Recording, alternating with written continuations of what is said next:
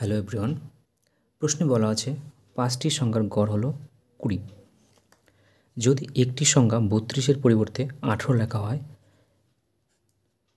তাহলে নতুন গড় কত হবে? তাহলে 5টি সংখ্যার গড় 20 দেওয়া আছে, তাহলে 5টি সংখ্যার সমষ্টি কত হবে? সমষ্টি 5 × 20 হবে। সংখ্যা দিয়ে গড়কে গুণ করলেই আমরা সমষ্টি পাই, ঠিক আছে? তাহলে সমষ্টি পেলাম। আর কি বলছে? 32-এর পরিবর্তে 18 লেখা হয়, তার মানে 32 বিয়োগ করতে হবে, 18 যোগ, টোটাল কত সংখ্যা? 5। তাহলে এটা নিউ গড়, নিউ এভারেজ, AVG, ঠিক আছে? 5 × 100। এখানে 32 থেকে 18 বিয়োগ করলে কত পাবো? 32 বিয়োগ 18 আমরা পাবো 8 কত হলে 12, 4 তাহলে 14, তাহলে 14 নিচে 5। 100 থেকে 14 বাদ দিলে কত হবে? 86, নিচে 5।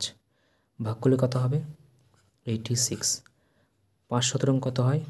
85। 1 পয়েন্ট নিলাম 0, 5 দুগুণে 10, 17.2 হবে আনসার।